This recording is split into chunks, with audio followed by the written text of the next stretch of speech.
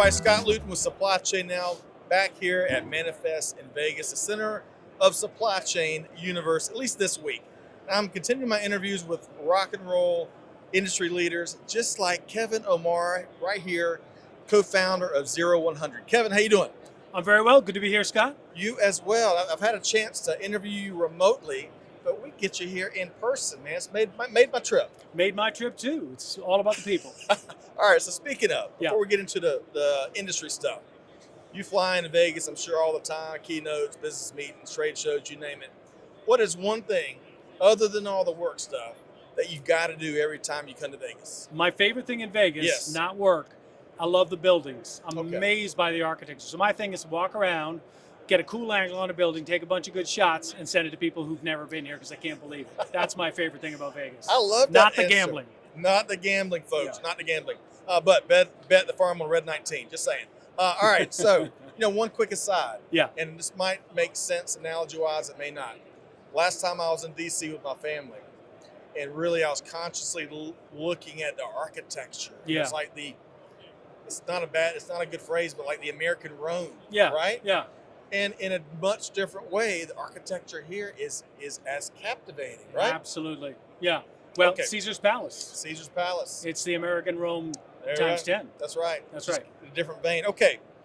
So, Kevin, love what you are doing at 0100, pushing that mission forward. Tell us a little bit about what the organization does and how can folks join in on what you are doing? Sure. We are a research and data community for chief supply chain officers and chief operating officers. The mission, it's in the name, 0% carbon, 100% digital. We're being driven by this AI moment to figure out how to make smart bets as quickly as possible in an environment where things are moving too fast to take the time for the traditional slow project approach. So it's really about getting as quickly as you can to a fully digitized supply chain for the sake, frankly, of trying to put yourself in a spot where it's truly sustainable. Love it.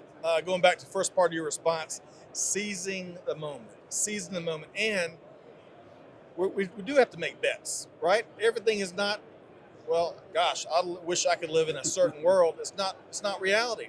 Despite our best efforts, we still have surprises in supply chain. Hannah Kane told me yesterday that supply chain stability is dead, Kevin. Yeah.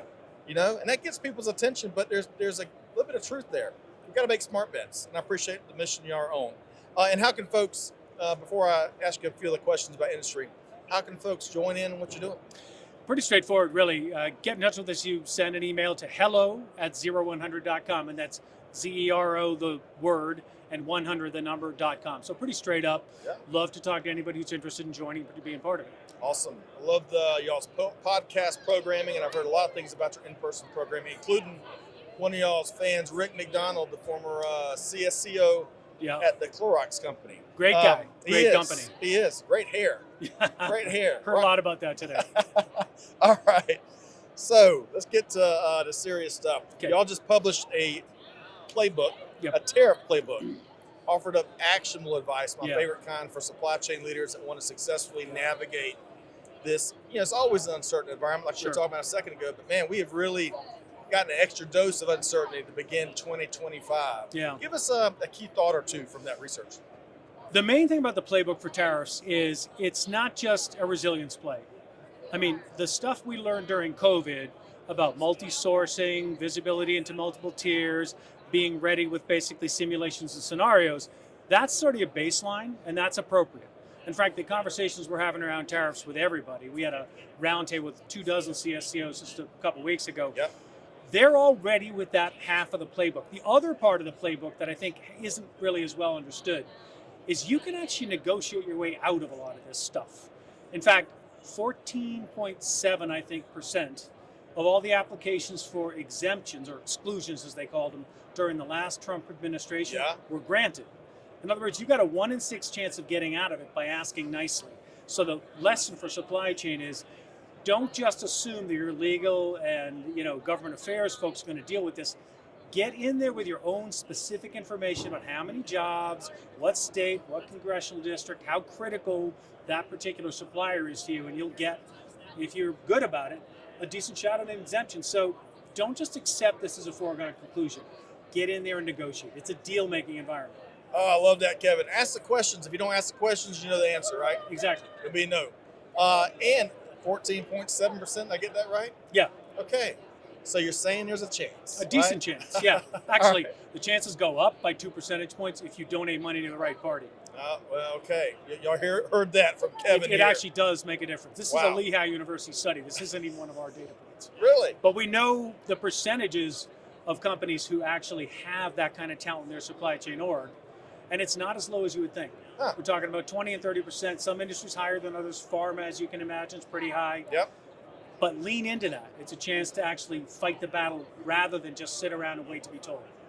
Turning obstacles into opportunities. Exactly. Right? It's a great way to Because talk. a lot of your competition isn't going to be asking the questions, won't be doing the homework, and will Yeah. assume what the answers and options are. That's right. That's a good philosophy. So let me ask you this. Before I get into your crystal ball, Yeah. which seems to work a little better than many others out in the industry, going back to something you said about lessons we learned during COVID, Yeah. do you see, in my view, what I'm seeing, we are quickly forgetting some of the most important lessons we learned during COVID. Are you seeing the same thing in some circles?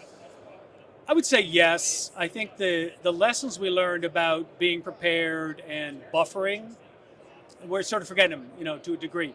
I don't think that it's completely forgotten. And every time it kind of gets called out for an emergency situation. Right. This happened with the Red Sea incident, right, with the Houthis.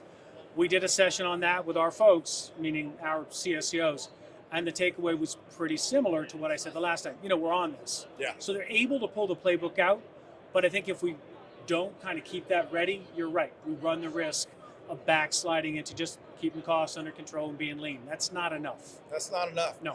And we do so at our own peril. Yeah. And we stick to how business has been done. Okay, your crystal ball. Yeah. Folks toss around that futurist terminology all the time. I'm Yeah. not a big fan of it, but there are some folks Yeah. that can read the tea leaves better than others, and I would argue you're one of them. So I'm gonna put it to the test. Yep. We'll check it at the end of the year. Yep. Kevin, what's one bold supply chain prediction for the remainder of the year that you can share with us?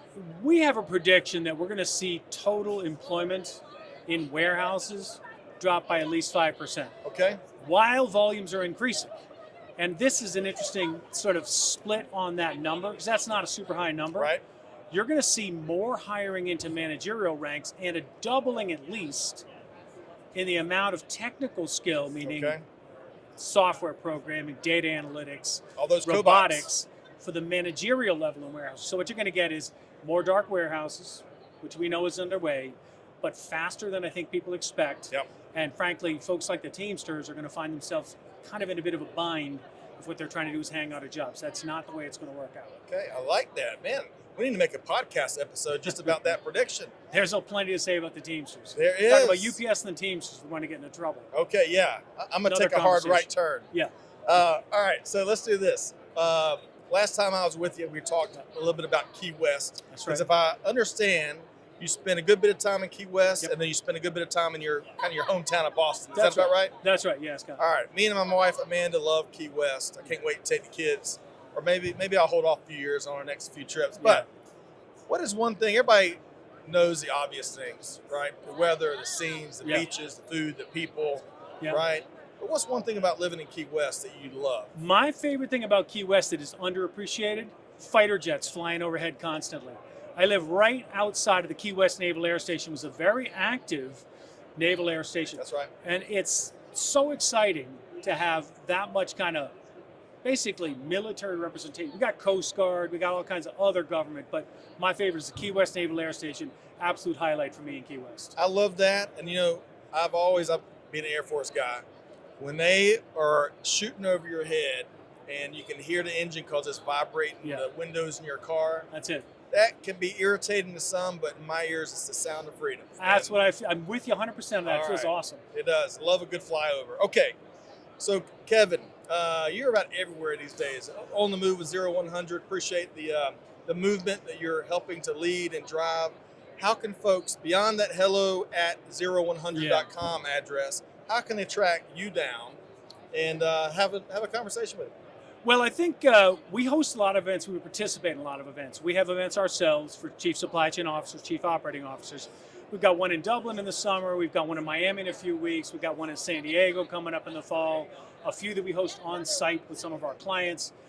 Being able to participate in those events, if you are Chief Supply Chain, Chief Operating Officer, is a great way to get to know the other members of that community, which are a lot of big companies you know. Right. And see some of what we're doing with the data and how some of these frameworks are working. So come join us, frankly. Come participate in these events. Come join us. Check out Kevin on LinkedIn. You can also find, is it almost a daily or weekly newsletter you put out with Weekly, your thoughts? actually, Weekly. yeah. Thank you for calling that out, Scott. We got a weekly called The Signal, which is a great way to keep an eye out. Love that too. So Yep. Big thanks, Kevin Amar, 0100 co-founder. Stay tuned with all the things that Kevin is up to. Thanks for being here, Kevin.